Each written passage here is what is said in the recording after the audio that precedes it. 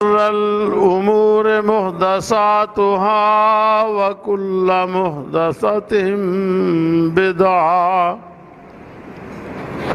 وكل بدعة ضلالة وكل ضلالة في النار رب اشرح لي صدري ويسر لي أمري واحلل عقدة أما بعد أعوذ بالله من الشيطان الرجيم بسم الله الرحمن الرحيم لقد جاءكم رسول من أنفسكم عزيز عليه ما عنتم حريص عليكم بالمؤمنين رؤوف رحيم فإن تولوا فقل حسبي الله لا إله إلا هو عليه توكلت وهو رب العرش العظيم اللہ ذوالجلال والاکرام کی حمد و ثنا اور حضرت محمد مصطفیٰ صلی اللہ علیہ وآلہ وسلم پر درود و سلام کے بعد قرآن پاک کی 2 آیات آپ کے سامنے تلاوت کی ہیں۔ 11واں پارہ ہے، سورہ توبہ کی آیات ہیں۔ ان میں اللہ نے ارشاد فرمایا لقد جاءکم رسول من انفسکم، کہ تمہارے پاس تم میں سے ہی ایک رسول آ چکے ہیں۔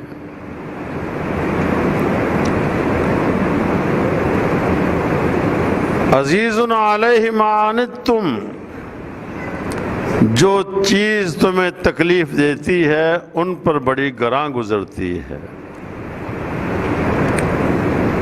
حریص علیکم، وہ تمہارے ایمان لانے پر بڑے حریص ہیں۔ بالمؤمنین رؤوف الرحیم، آپ مومنوں کے ساتھ رحم کرنے والے مہربان ہیں۔ فَإِن تَوَلَّوْا، پس اگر تم پیٹ پھیر جاؤ، فَقُلْ حَسْبِيَ اللَّهُ لَا إِلَهَ إِلَّا هُوَ، تو اے نبی آپ فرما دیجئے کہ اللہ کے سوا کوئی معبود نہیں ہے۔ علیہ توکلت، میں نے اسی پہ توکل کیا ہے۔ وَهُوَ رَبُّ الْعَرْشِ الْعَظِيمِ، اور وہ بڑے عرش کا مالک ہے۔ گزشتہ 2 خطبات میں رسول اللہ صلی اللہ علیہ وسلم کے معراج کا تذکرہ ہوا۔ وہ نبی جسے اللہ نے آسمانوں پر بلا کر نماز جیسا عظیم فریضہ عطا فرمایا، جسے امت کے لیے تحفہ گردانا، اس نبی نے لوگوں کو دعوت دی کہ ایک اللہ کی عبادت کرو۔ اس کی کیفیت اور حیثیت متعین فرما دی کہ کوئی یہ نہ سمجھے کہ آسمانوں پر گئے ہیں تو وہ انسان نہیں، کوئی اور مخلوق تھے، بلکہ اللہ نے یہ وضاحت فرما دی لقد جاءکم رسول من انفسکم، کہ تمہارے پاس رسول آئے ہیں، وہ تم میں سے ہی ہیں۔ کسی کا بیٹا ہے، کسی کا باپ ہے، کسی کا کزن ہے، کسی کا خاوند ہے، کسی کا پوتا ہے، کسی کا نواسا ہے۔ باہر سے نہیں آیا، تم میں سے ہی ہے۔ تمہاری طرح کی زبان، تمہاری طرح کا رہن سہن، تمہارے طرح کے حالات، وہ رسول تمہارے پاس آئے ہیں۔ عزیز علیہ ما عنتم، جو تکلیف تمہیں پہنچتی ہے وہ اسے خود بھی محسوس فرماتے ہیں، تمہیں تکلیف دے کر مشکل میں ڈال کر وہ خوش نہیں ہوتے۔ لوگ کہتے تھے کہ ان کے آنے سے آپس میں اختلافات پیدا ہو گئے ہیں، بیٹے نے باپ کو چھوڑ دیا ہے، بھائی نے بھائی کو چھوڑ دیا ہے، اس کے پیچھے چلنے والے اپنے خونی رشتوں کو چھوڑ دیتے ہیں مگر اس کا ساتھ نہیں چھوڑتے۔ اس کے جواب میں اللہ نے فرمایا کہ وہ تمہارا ہمدرد ہے، خیر خواہ ہے، تمہیں جو بھی پریشانی لاحق ہوتی ہے اس پر وہ خود بھی پریشان ہوتے ہیں، تمہیں مشکل میں نہیں ڈالا بلکہ تمہاری نجات کا ایک راستہ نکال دیا ہے کہ تم گمراہی کی اتھاہ گہرائیوں میں گرتے جا رہے تھے۔ اللہ نے تمہیں اس نبی کے ذریعے ان گہرائیوں سے اور ان پریشانیوں سے نجات دے دی جس میں پوری قوم پھنسی ہوئی تھی۔ حریص علیکم، تمہارے ایمان پر بڑے حریص ہیں، انہیں اگر کوئی لالچ ہے تو صرف یہی کہ لوگ ایمان لے آئیں، اللہ کی بات مان لیں۔ ابتدائی ایام میں جو مشکلات آپ نے برداشت کی، جن تکالیف کا صبر نہ کیا، تاریخ نے اسے بیان کر دیا ہے۔ جب اپنے ہی عزیزوں نے، اپنے خاندان کے لوگوں نے ماننے سے انکار کیا تو آپ نے طائف کا رخ کیا کہ شاید وہ لوگ میری بات کو سمجھ جائیں۔ وہاں بھی آپ کے ساتھ جو سلوک ہوا وہ آپ جانتے ہیں، اتنے پتھر مارے کہ جسم لہو لہان ہو گیا، بے ہوش ہو گئے، مگر اتنے حریص ہیں ان کے ایمان پر کہ جب ان سے کہا گیا کہ آپ ان کے لیے بد دعا فرمائیں تو آپ نے ہاتھ اٹھا کر فرمایا اللہم اہد قومی فإنہم لا یعلمون، اے اللہ میری قوم کو ہدایت دے، یہ مجھے جانتے نہیں ہیں۔ کبھی کسی سے ذاتی انتقام نہیں لیا، اذیت دینے والوں کے لیے ہاتھ اٹھا کر ہدایت کی دعائیں کی، لوگوں کو اپنی طرف مائل کرنے کے لیے اللہ کے احکامات سنائے تاکہ لوگ حقیقت کو پہچان سکیں۔ جن لوگوں نے حقیقت کو جان لیا انہوں نے تمام تر تکالیف کے باوجود آپ کا ساتھ نبھایا۔ تو وہ نبی جنہیں تمہاری تکلیف پریشان کرتی ہے وہ تمہارے ایمان پر بڑے حریص ہیں کہ کوئی کسی طریقے سے ایمان لے آئے۔ اس مقصد کے لیے آپ نے انفرادی طور پر بھی اجتماعی طور پر بھی واعظ فرمائے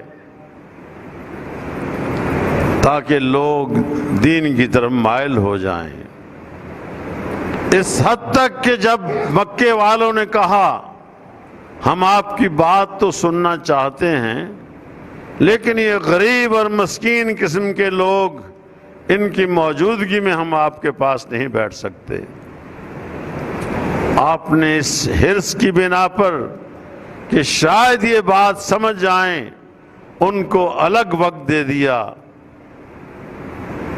آپ ان کو واعظ فرما رہے تھے کہ حضرت عبداللہ بن ام مکتوم رضی اللہ تعالیٰ عنہ آپ کی تلاش میں وہاں پہنچ گئے۔ اسی مشن کے مطابق آپ نے کچھ ناگواری کا احساس فرمایا، اللہ کو یہ ادا پسند نہ آئی، فوراً وحی نازل فرما دی، عبس تولی ان جاءہ الاعمی، کہ ناگواری کا اظہار فرمایا ہے، ماتھے پہ شکنیں ڈال لی ہیں اور اس سے منہ موڑ لیا ہے کہ ایک اندھا آ گیا ہے۔ آپ کا مقصد ان مسکین لوگوں سے دور ہٹنا نہیں تھا، صرف یہ حرص تھی کہ کسی طریقے سے مکے کے سردار بھی بات کو سمجھ جائیں اور اس کو تسلیم کر لیں۔ آپ نے جو کچھ اللہ نے آپ پر نازل کیا وہ سارے کا سارا آگے امت تک پہنچا دیا، کوئی بات اپنے پاس نہیں رکھی، اس لیے کہ آپ امت کو تعلیم فرما رہے تھے اور ان کے ایمان پر حریص تھے۔ بالمؤمنین رؤوف الرحیم، آپ مومنوں پر بڑے مہربان، محبت کرنے والے، رحم کرنے والے تھے۔ آپ نے کبھی اپنے دشمن کو بھی برے الفاظ میں یاد نہیں فرمایا، بلکہ دعا کیا کرتے تھے کہ اے اللہ مجھے طاقت عطا فرما ان اعفو عمن ظلمنی، جس نے میرے ساتھ زیادتی کی ہے، ظلم کیا ہے، میں اسے معاف کر دوں،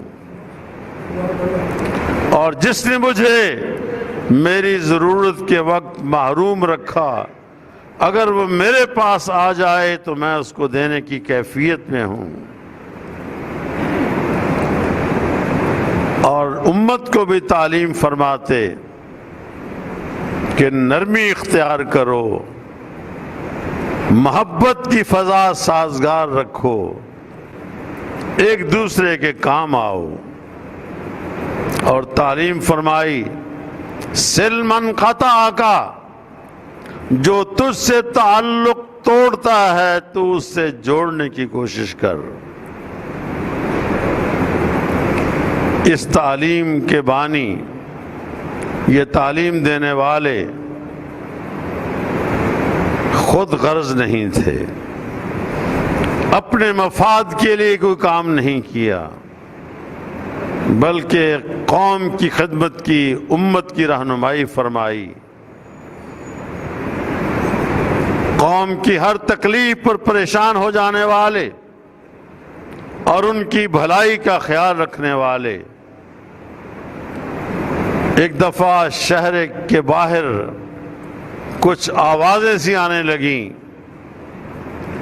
لوگوں نے سمجھا کہ شاید حملہ ہو گیا ہے، وہ ان آوازوں کی طرف جا رہے تھے، کیا دیکھتے ہیں کہ آگے سے رسول اللہ صلی اللہ علیہ وسلم بغیر زین کے گھوڑے پہ بیٹھے ہوئے واپس آ رہے ہیں۔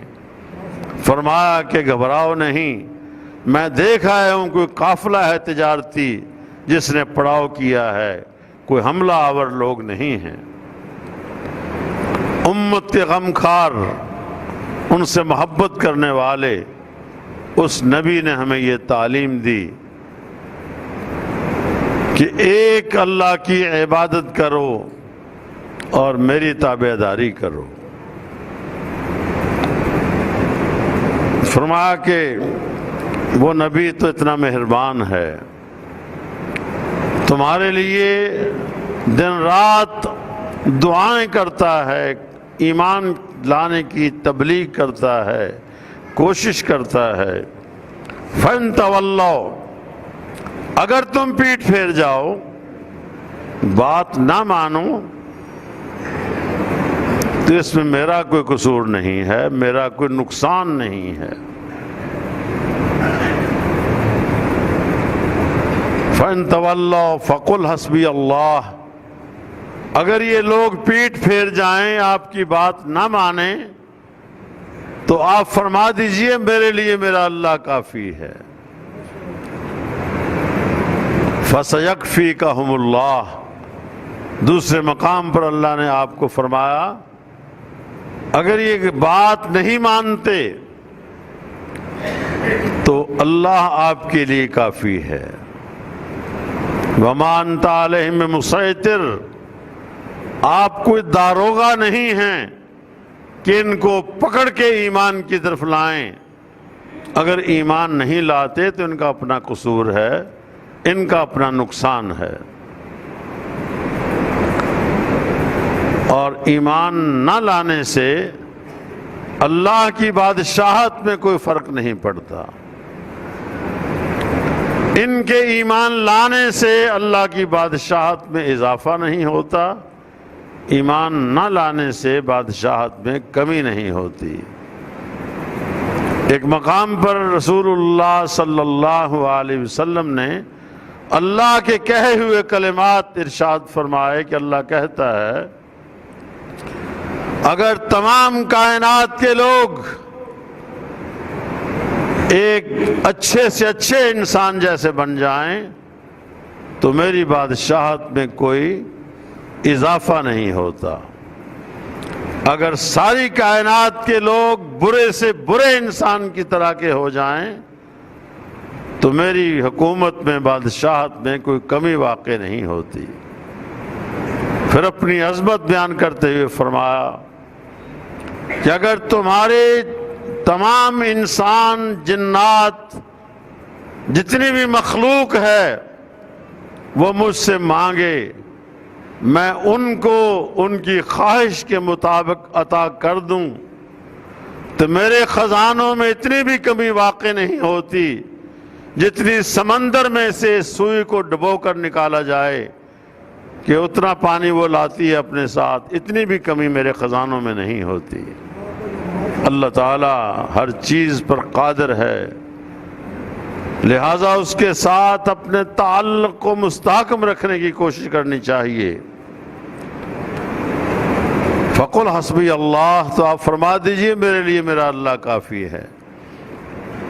لا الہ الا ہوا، اس کے سوا کوئی الہ نہیں ہے، کوئی داتا نہیں ہے، کوئی مشکل کشا نہیں ہے۔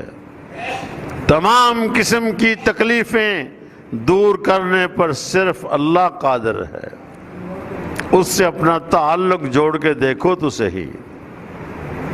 آج اکثر لوگ اللہ سے اپنا ناطہ توڑ چکے ہیں، اس کے باوجود وہ ان کو روزی بھی دیتا ہے، صحت و تندرستی بھی دیتا ہے، اپنی نعمتوں سے نوازتا ہے۔ اللہ اپنے بندوں پہ بڑا مہربان ہے۔ لا الہ الا ہوا، اس کے سوا کوئی عبادت کے لائق نہیں، کوئی حاجت روا نہیں، کوئی مشکل کشا نہیں، کوئی داتا نہیں۔ علیہ توکل، تو حضور نے فرمایا کہ میں نے اسی پہ بھروسہ کیا ہے۔ اور اللہ تعالیٰ فرماتا ہے کہ اگر تم مجھ پر صحیح طور پہ بھروسہ کر لو تو میں تمہیں کسی صورت میں پریشان نہیں رہنے دوں گا۔ ہم نے اللہ پہ اعتماد نہیں کیا، اور جو لوگ اعتماد کرتے بھی ہیں وہ دل جمی کے ساتھ نہیں، اپنے وسائل پر اعتماد کرتے ہوئے پھر اللہ پہ بھروسہ کرتے ہیں۔ وسائل کی نفی نہیں کی جا سکتی، لیکن وسائل پر اعتماد کر کے اللہ کو بھول جانا یہ درست نہیں ہے۔ اپنے وسائل امکانی حد تک استعمال کر کے معاملے کو اللہ کے سپرد کرنا چاہیے، تو پھر اللہ تعالیٰ آسانیاں پیدا کرتا ہے۔ جو اپنے وسائل پہ اعتماد کرتا ہے وہ زیادہ دیر تک کامیاب نہیں ہو سکتا، اس لیے کہ وسائل بنانے والا بھی وہی ہے اور ان وسائل کو ختم کرنے پر بھی اللہ تعالیٰ قادر ہے۔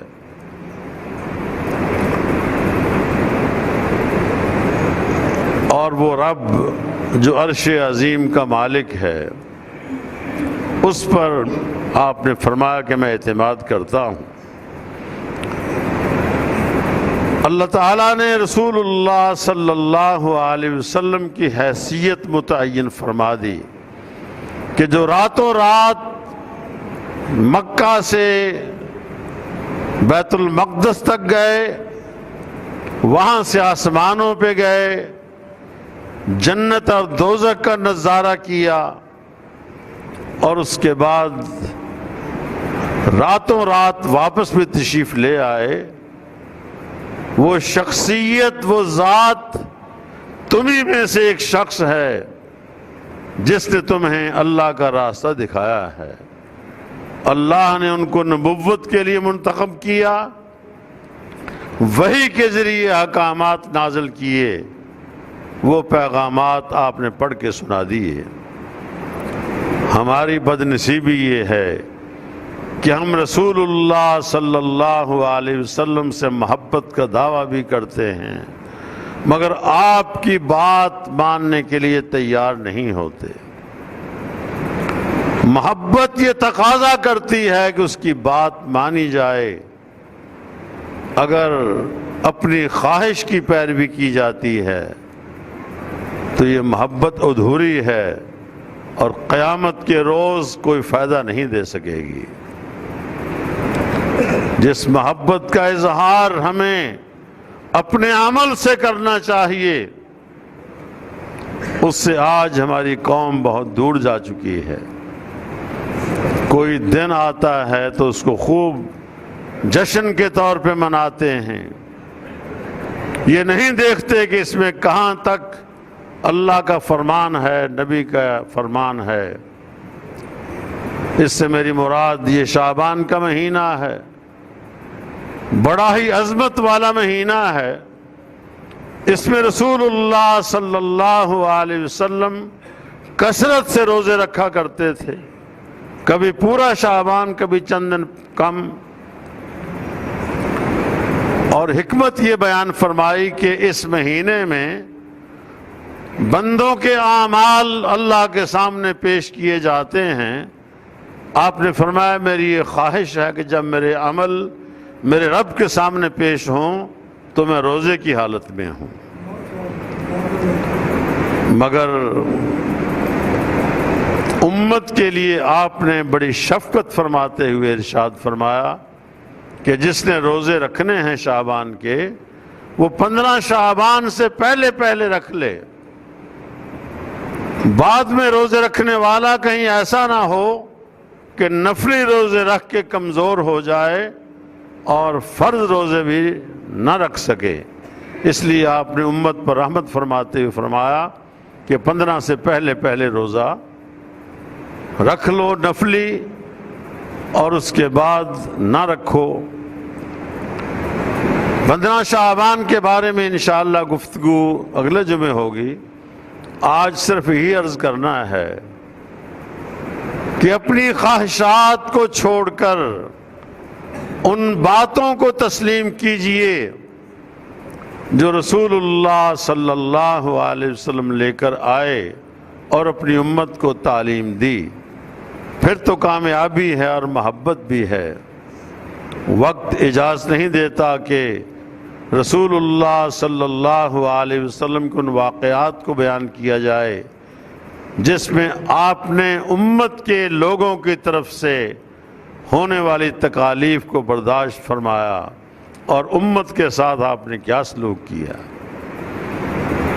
ضرورت اس بات کی ہے کہ جس نبی کا ہم نے کلمہ پڑھا ہے جن سے محبت کا دعویٰ کرتے ہیں ان کی پیروی بھی کر لیں، اپنی خواہش کی پیروی نہ کریں۔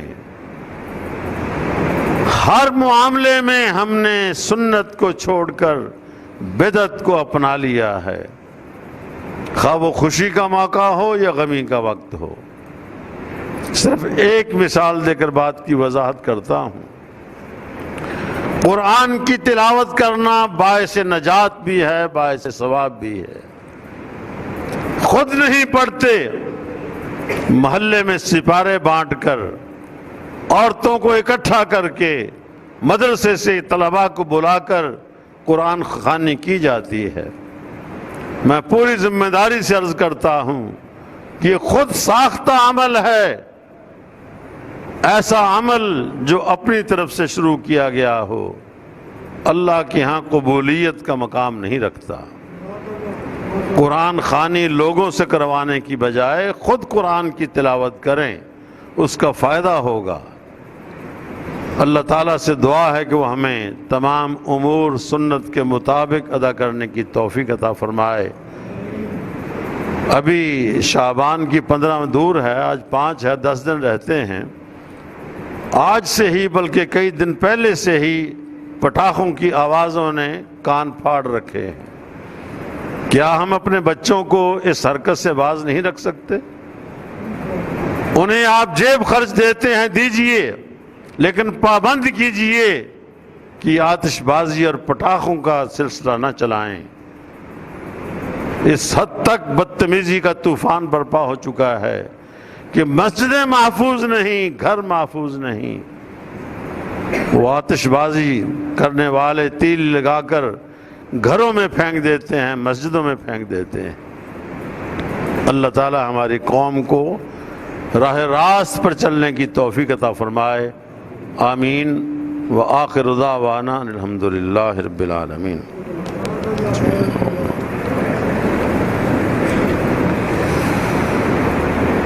گزشتہ جمعے جس بچے کے لیے ہم نے شفا کی درخواست کی تھی، اللہ کی تقدیر غالب آئی، جمعے کی شام کو ہی بچہ وہ فوت ہو گیا۔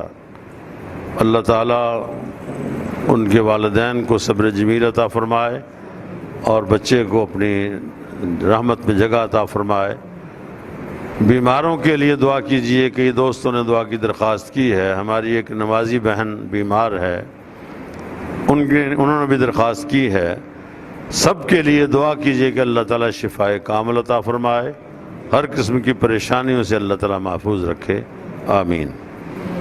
الحمدللہ نحمدہ ونستعینہ ونستغفرہ ونؤمن بہ ونتوکل علیہ ونعوذ باللہ من شرور انفسنا ومن سیئات اعمالنا، من يهده الله فهو المهتد ومن يضلل الله فلا هادي له، ونشهد أن لا إله إلا الله وحده لا شريك له، ونشهد أن محمدا عبده ورسوله، أما بعد، إن الله وملائكته يصلون على النبي، يا أيها الذين آمنوا صلوا عليه وسلموا تسليما، اللهم صل على محمد وعلى آل محمد كما صليت على إبراهيم وعلى آل إبراهيم إنك حميد مجيد، اللهم بارك على محمد وعلى آل محمد كما باركت على إبراهيم وعلى آل إبراهيم إنك حميد مجيد۔ آج رات چوک دال گراں جامع الحدیث میں روپڑی صاحب مرحوم کی مسجد میں حرمین شریفین کانفرنس منعقد ہو رہی ہے، جس میں ملک کے مقتدر علماء کرام خطاب فرمائیں گے۔ مغرب کی نماز کے بعد پروگرام شروع ہوگا جو رات گئے تک جاری رہے گا۔ ربنا آتنا فی الدنیا حسنۃ وفی الآخرۃ حسنۃ وقنا عذاب النار، سبحان ربک رب العزۃ